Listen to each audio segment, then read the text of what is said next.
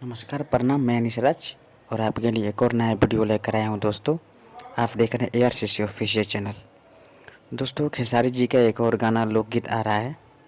इस एल्बम का नाम है साड़ी की प्लेट। दोस्तों, ये 15 तारीख को सुबह 11 बजे रिलीज होगा, जिस कंपनी का नाम है RG म्यूजिक प्रेजेंट्स। दोस्तों, खेसारी जी के साथ कनिष्का जी काम की हैं और खेसारी जी के साथ शिल्पी जी गाई हैं और इस गाने को लिखे हैं DK दीवाना जी और म्यूजिक दिए हैं आर्या शर्मा जी। तो दोस्तों, ये सुबह कल 15 अक्टूबर को, कल नहीं सॉरी 15 अक्टूबर को ये गाना 11 बजे रिलीज होगा। तो दोस्तों, आप लोग ऐसे ही प्यार से बात बनाइए हमारे वीडियो पर। हमारे वीडियो को लाइक कीजिए, कमेंट कीजिए, शेयर कीजिए और आप लोग का ढेर सारा प्यार से बात चाहिए। ऐसे मैं आप लोग के लिए वीडियो बनाता रहूँगा। तो thanks for watching. Please subscribe my channel, जिस कंपनी का नाम है RG म्यूजिक। Thank you.